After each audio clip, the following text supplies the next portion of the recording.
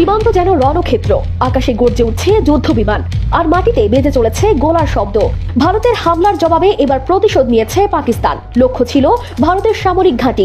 ভারতীয় সেনা ঘাঁটিতে হামলা চালিয়ে অন্তত 40 থেকে 50 জন ভারতীয় সেনাকে হত্যা করেছে তাদের বাহিনী। শোধের নেশায় উন্মুক্ত পাকিস্তান ভারতের চারদিক থেকে আক্রমণ করছে। ভারতের চারদিকে মিসাইল ছুড়ে রীতিমতো অবরুদ্ধ করে ফেলেছে। এবং সাবেক ক্রিকেটার ইমরান খান দিয়েছেন বিশেষ বার্তা। পরই ইমরান খানের ভেরিফাইড ফেসবুকে উঠে আসে তার একটি ভাষণ। দর্শক, ভয়াবহ এক প্রতিশোধ নিয়েছে পাকিস্তান ভয়াবহ হামলা করেছে ভারতের সেনাঘাঁটি লক্ষ্য করে 15টি সেনাঘাঁটি উড়িয়ে দিয়েছে পাকিস্তান। ইতিমধ্যেই ভারতের 50 জন সেনা নিহত হয়েছে বলে খবর পাওয়া গিয়েছে। অন্যদিকে ইমরান খানও মুক্তি পেয়েছে। ভারতের আতঙ্ক, ইমরান খান মুক্তি পেয়েই কঠিন হুঙ্কার দিয়েছেন এবার পুরোদমে যুদ্ধ লেগে যাবে ভারত পাকিস্তানের মধ্যে। দর্শক, আসুন এই ভিডিওতে আমরা দেখে আসি যে কিভাবে হামলাগুলো চালিয়েছে, তারপর দেখবো ইমরান খান কি বলছে। না টেনে দেখবেন, ভিডিওতে একটি লাইক করে আমার সাথেই থাকবেন। সীমান্ত যেন রণক্ষেত্র, আকাশে গর্জে উঠছে যুদ্ধ বিমান, আর মাটিতে বেজে চলেছে গোলার শব্দ। ভারতের হামলার জবাবে এবার প্রতিশোধ নিয়েছে পাকিস্তান। লক্ষ্য ছিল ভারতের সামরিক ঘাঁটি। পাকিস্তানের তথ্যমন্ত্রী আতাউল্লাহ তারার দাবি করেছেন, বুধবার ভোররাতে নিয়ন্ত্রণ রেখা বরাবর ভারতীয় সেনা ঘাঁটিতে হামলা চালিয়ে অন্তত 40 থেকে 50 জন ভারতীয় সেনাকে হত্যা করেছে তাদের বাহিনী। এই তথ্য প্রকাশ করেছে যুক্তরাজ্য ভিত্তিক সংবাদ মাধ্যম ইন্ডিপেন্ডেন্ট। পাকিস্তান বলছে ভারতের আগের বিমান হামলার জবাবেই তারা এমন আক্রমণ চালিয়েছে। তবে ভারতের পক্ষ থেকে এখনো এত সংখ্যক সেনা নিহত হওয়ার বিষয়ে কোনো মন্তব্য আসেনি। এদিকে জম্মু কাশ্মীরের পুঞ্চ জেলায় পাকিস্তানের গোলাবর্ষণে প্রাণ গেছে অন্তত 1 জন ভারতীয় সেনা ও 16 জন বেসামরিক নাগরিকের। এ তথ্য জানিয়েছে ভারতীয় পুলিশ। আতঙ্কে গ্রাম ছেড়ে নিরাপদ স্থানে পালিয়ে যাচ্ছেন সীমান্তের বাসিন্দারা। ঘটনার আরেকটি বিস্ময়কর দিক, ফরাসি প্রযুক্তিতে তৈরি ভারতের অন্যতম গর্ব রাফাল যুদ্ধ বিমান। পাকিস্তানি সেনারা অন্তত একটি রাফাল ভূপাতিত করেছে বলে দাবি করেছে ফরাসি সূত্র। প্রত্যক্ষদর্শীরা বলেছেন, বিমানটি বিধ্বস্ত হওয়ার সময় বিশাল বিস্ফোরণে কেঁপে ওঠে চারপাশ, আর রাতের আকাশ আলোয় ভরে যায়। যদিও ভারত এ বিষয়ে এখনো আনুষ্ঠানিকভাবে কিছু স্বীকার করেনি। ভারতের সংবাদ মাধ্যমগুলো বলছে, এ পর্যন্ত সীমান্তে গোলাবর্ষণে তাদের 1 জন সেনা ও 12 জন বেসামরিক নাগরিক নিহত হয়েছেন। কিন্তু পাকিস্তানের দাবি সংখ্যাটা অনেক বেশি। দুই দেশের মধ্যে উত্তেজনা এখন তুঙ্গে। সীমান্তে গোলাগুলি, আকাশে হামলা, সব মিলিয়ে উপমহাদেশ যেন ধীরে ধীরে এগোচ্ছে আরেক অনাকাঙ্ক্ষিত যুদ্ধের দিকে। শোধের নেশায় উন্মুক্ত পাকিস্তান ভারতের চারদিক থেকে আক্রমণ করছে। জম্মু, পাঞ্জাব, রাজস্থান জুড়ে এখন শুধুই মিসাইল আর ড্রোনের আঘাত। ভারতের চারদিকে মিসাইল ছুড়ে রীতিমতো অবরুদ্ধ করে ফেলেছে। তবে ভারতও সমান তালে এয়ার ডিফেন্স মিসাইল ছুড়ে জবাব দিচ্ছে বলে দাবি করছে।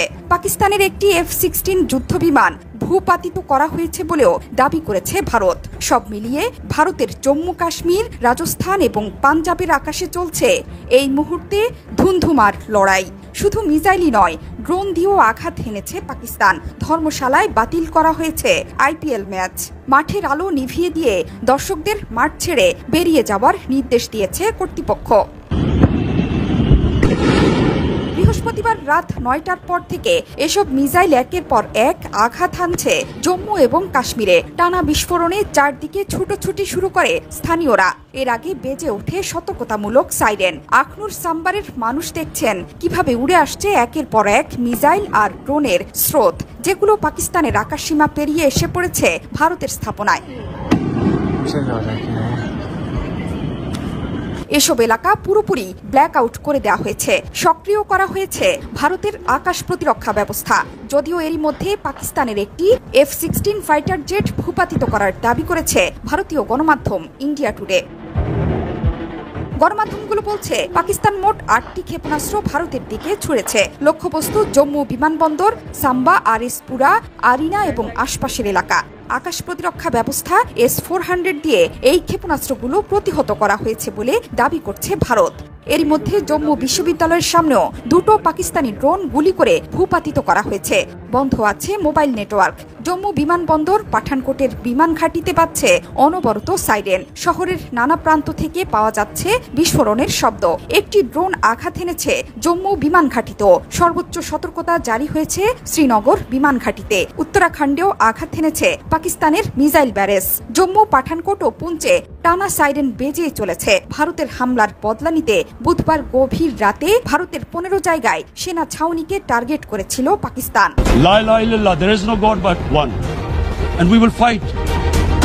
And when a nuclear armed country fights to the end, it will have consequences far beyond the borders. দক্ষিণ এশিয়ার শক্তিধর দুটি দেশ যখন পরস্পর মুখোমুখি অবস্থানে, পাকিস্তানের ভেতরে ঢুকে ভারত যখন চালাচ্ছে বিশেষ অভিযান, ঠিক সেই মুহূর্তে রাজনৈতিক প্রতিহিংসার শিকার পাকিস্তানের কারাবন্দী নেতা এবং সাবেক ক্রিকেটার ইমরান খান দিয়েছেন বিশেষ বার্তা। গত মঙ্গলবার পাকিস্তানের অভ্যন্তরে চালানো হামলার পরপরই ইমরান খানের ভেরিফাইড ফেসবুকে উঠে আসে তার একটি ভাষণ। যে ভাষণে তিনি বলেন, পাকিস্তান কখনো আক্রমণের মুখে পড়লে থেমে থাকবে না, ঝাঁপিয়ে পড়বে নিজেদের সর্বশক্তি দিয়ে। They're saying all this is happening because of Pakistan. One of their defense ministers said there are 500 terrorists lined up on the border to go in. Why would Pakistan send 500 terrorists when there are 900,000 troops? What impact are they going to make? What will they do? Supposing a country 7 times smaller than its neighbor is faced with the choice.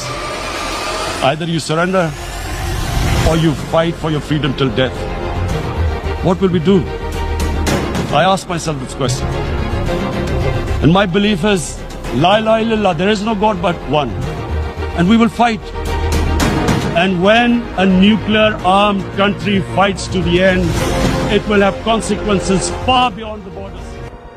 জাতিসংঘে দাঁড়িয়ে ভাষণ দেওয়ার সেই ভিডিওতে ইমরান খান বলেন, যদি দুই দেশের মধ্যে সাধারণ যুদ্ধ হয় তবে প্রতিবেশীর তুলনায় 7 গুণ ছোট দেশটি কি আত্মসমর্পণ করবে? না, সেটি প্রতিহত করবে।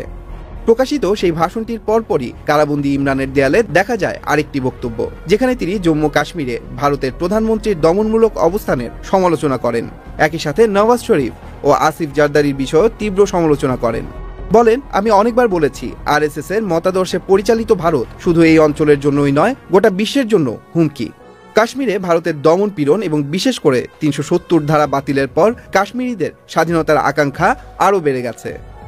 এমন পরিস্থিতিতে আমাদের দেশ একটি জালিয়াতির মাধ্যমে গঠিত অবৈধ সরকারের হাতে বিভক্ত। কিন্তু বর্তমানে মোদির আগ্রাসী আচরণ পাকিস্তানের মানুষকে এক কণ্ঠে ঐক্যবদ্ধ করেছে। আমরা এই ভুয়া সরকারকে মানি না এবং একই সঙ্গে মোদির যুদ্ধ চেতনামূলক কর্মকাণ্ডের তীব্র প্রতিবাদ জানাই, যা এই অঞ্চলের শান্তির জন্য বিপজ্জনক। যে কোনো বাহ্যিক শত্রুর বিরুদ্ধে জয় পেতে হলে আমাদের এক হতে হবে, অথচ রাষ্ট্র এখন শুধু রাজনৈতিক প্রতিহিংসায় ব্যস্ত, যা আমাদের আরও বিভক্ত করছে এবং দেশের প্রতিরক্ষা দুর্বল করছে। নওয়াজ শরীফ ও আসিফ জারদারির মতো রাজনীতিবিদেরা ভারতের বিরুদ্ধে কিছু বলবে না, কারণ তাদের অবৈধ সম্পদ ও ব্যবসা রয়েছে বিদেশে। তারা ভয় পায় সত্য বললে ভারত তাদের সেই সম্পদ বাজেয়াপ্ত করতে পারে। 2019 সালে জাতিসংঘে দেয়া ইমরান খানের সেই ভাষণটি নতুন করে পোস্ট করার পর তাতে প্রায় 40,000 শেয়ার এবং 1.5 লাখ রিঅ্যাক্ট দেখা যায়। অন্যদিকে আদিওয়ালা কারাগার থেকে 19 এপ্রিল দেয়া বিবৃতিটিও নতুন করে পোস্ট করা হয়, যা পাকিস্তান এবং ভারতের কাছে শক্ত বার্তা পৌঁছে দেয়। প্রিয় দর্শক, আপনারা জানেন পাকিস্তান কিন্তু রীতিমতো রকেট হামলা করে ভারতকে ঝাঁঝরা করে দিয়েছে। গতকাল রাতে যেভাবে একের পর এক রকেট ভারতে এসে ভিড়েছে তা দেখে কিন্তু ভারতের জনগণ আতঙ্কিত হয়ে গিয়েছেন, কেননা রকেটের বৃষ্টি ছুঁড়েছে পাকিস্তান। রাতের আধারে যেভাবে রকেটের লাল অংশগুলা ভারতের আকাশে দেখা গিয়েছে সেটি কিন্তু অবাক করার মতো, এমনকি ভয় পাওয়ার মতোই কাণ্ড ঘটিয়েছে পাকিস্তান।